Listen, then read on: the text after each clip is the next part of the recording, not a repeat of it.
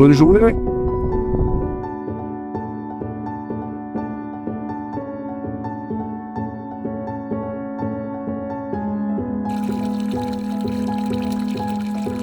Donc je suis originaire d'Olon, de par ma famille, puisque ma grand-mère a vécu ici et mon père a passé une partie de sa jeunesse dans ce village.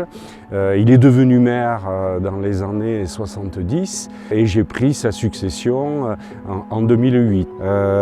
J'ai toujours eu une sensibilité environnementale et donc on a créé une réserve naturelle régionale qui a pris la suite d'une réserve naturelle volontaire.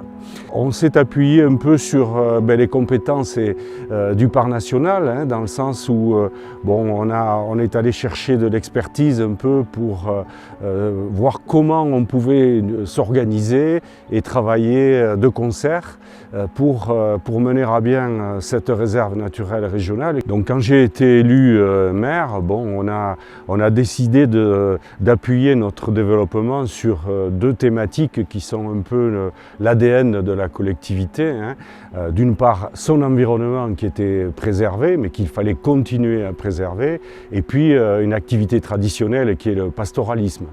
Et donc à partir de là, on a cherché à développer des actions concrètes pour d'une part préserver et mieux connaître notre environnement, et le faire connaître, bien entendu, et également développer des pratiques vertueuses en matière de pastoralisme.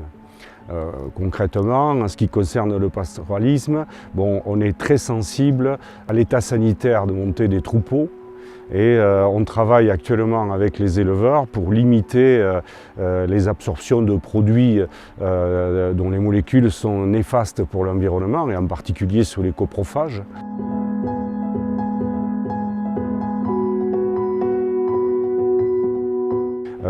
Bien entendu, on a travaillé avec le parc à un moment donné sur le zéro phyto, puisque ici on aime bien fleurir toutes les rues et les pieds de mur.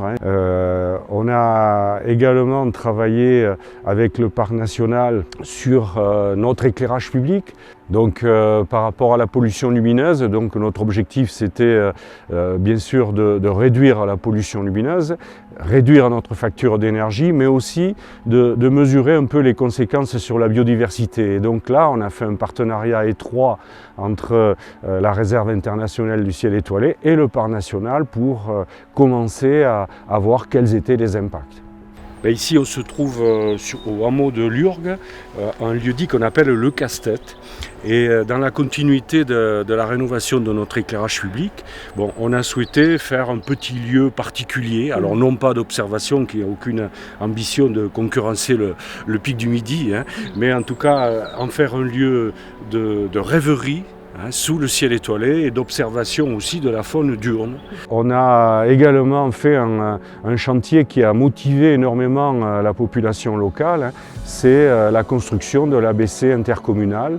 Et ce qui nous a permis de réunir notre population, de la faire réfléchir sur les enjeux à court ou moyen terme, sur notre environnement et dégager un plan d'action. Nous sommes labellisés territoire engagé pour la nature. Si nous avons souhaité avoir cette labellisation, c'est ce qu'elle nous permet de progresser, de se fixer des objectifs et de les faire évoluer dans le temps.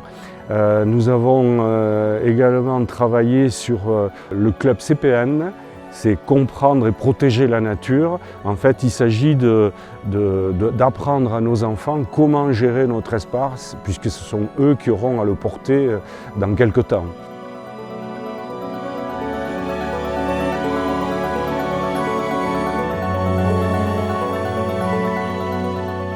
En tant qu'élu, j'ai été candidat pour représenter les maires des petites communes rurales au sein du conseil d'administration du parc national et donc j'ai été élu à ce titre.